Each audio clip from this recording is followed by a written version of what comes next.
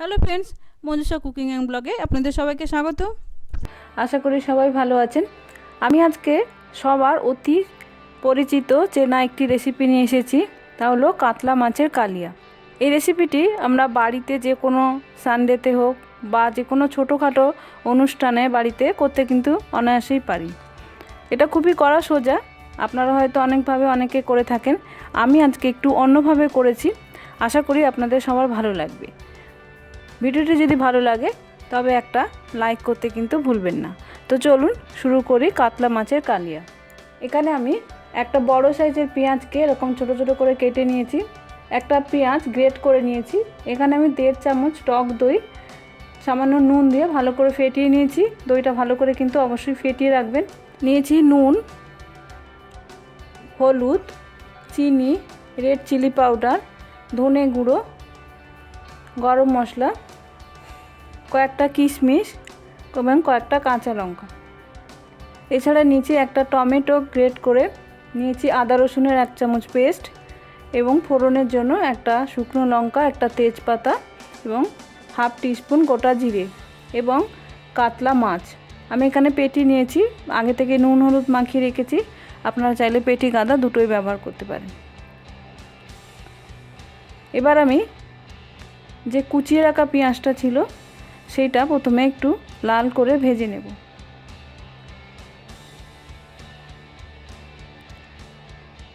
High ফ্লেমে লাল করে ভেজে নেব। দেখুন লাল লাল ভাজা হয়ে গেছে। এবার আমি এটা তেল থেকে তুলে নেব। এবার মাছগুলো আমি ভেজে নেব।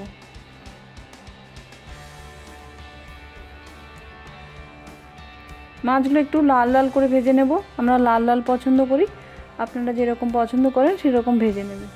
দেখুন লাল লাল হয়ে গেছে। আমি এখানে যে পরিমাণ জিনিস ব্যবহার করছি তার 4 পিস মাছের জন্য। এবার মাছ ভাজার পর মাছ ভাজার তেলে ফোড়নগুলো দিয়ে দিলাম, শুকনো লঙ্কা, তেজপাতা এবং গোটা জিরে। এগুলো জাস্ট একটু নেড়ে নেব তেলে। এবার যে পেঁয়াজটা আমি গ্রেট করে রেখেছিলাম সেটা একটু ভেজে নেব। আপনারা চাইলে পেঁয়াজের পেস্টও কিন্তু বানিয়ে নিতে পারেন। এবার দিয়ে দিলাম আদা রসুনের পেস্ট। আদা রসুনের পেস্ট এবং পেঁয়াজ একটু লাল লাল করে ভেজে নেব।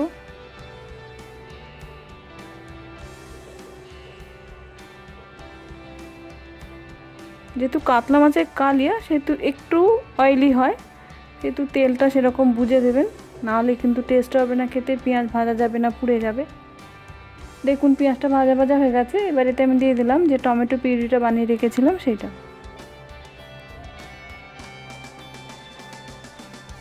এবার টমেটোটা একটু ভেজে নেব কাঁচা গন্ধ যাওয়া পর্যন্ত।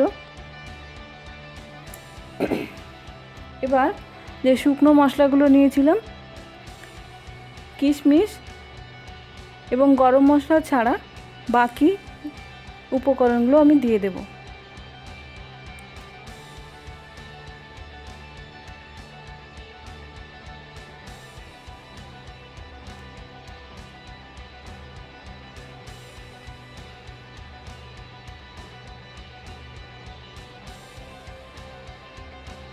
এবার ভাজা মশলাগুলো যাতে একটু ভালো করে কষিয়ে নেওয়া যায় তার জন্য একটু সামান্য আমি জল দিয়ে দেব।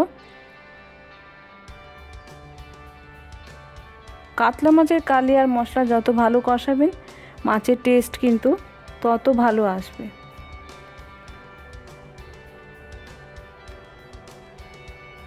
দেখুন তেল এবং মশলা সেপারেট হয়ে গেছে।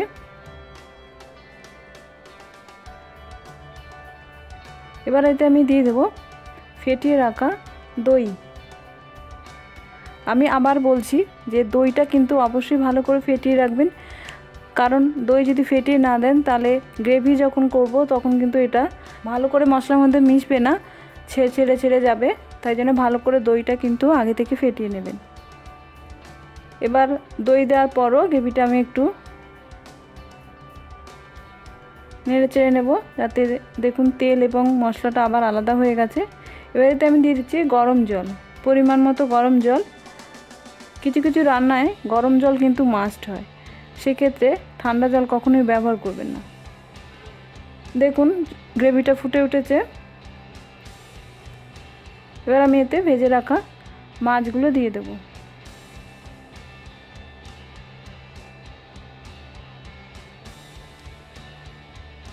এবার মাছগুলো একটু ঝোলের সঙ্গে ভালোভাবে মিশিয়ে লো টু মিডিয়াম আঁচে 5 থেকে 7 মিনিট করে নেব।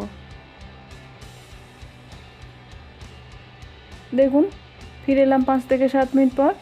মোটামুটি গ্রেভিটা হয়ে গেছে, এর থেকে বেশি শুকনো করব না।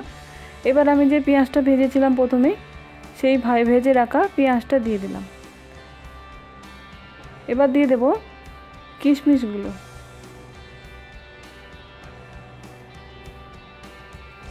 এবং গরম মশলা গুঁড়ো। এবার এই উপকরণগুলো একটু ভালো করে ঝোলে মিশিয়ে আমি গ্যাসের আঁচটা নিভিয়ে দেব। তারপর 5 মিনিট পর সার্ভ করব।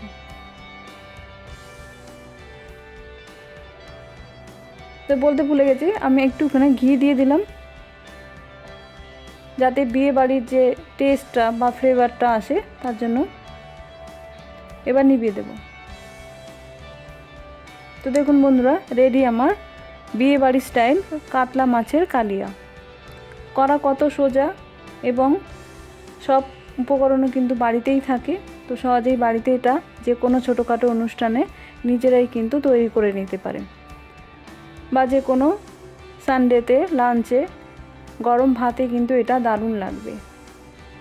এছাড়া পোলাও ফ্রাইড রাইসেও কিন্তু ভালো লাগবে, তবে আমার মনে হয় গরম ভাতেই বেশি ভালো লাগবে। তো বন্ধুরা, আশা করি ভিডিওটি আপনাদের ভালো লেগেছে। ভালো লাগলে অবশ্যই কমেন্ট করে আমাকে জানাবেন, লাইক করবেন, শেয়ার করবেন এবং এখনও আমার চ্যানেলে নতুন বন্ধু না হয়ে থাকলে অবশ্যই সাবস্ক্রাইব করে বন্ধু হয়ে যাবেন এবং বেল আইকনটি প্রেস করে দেবেন যাতে আমার নতুন কোনো ভিডিও এলে অবশ্যই সবার আগে নোটিফিকেশন পান। নমস্কার, ধন্যবাদ, ভালো থাকবেন। দেখা হচ্ছে নেক্সট ভিডিওতে।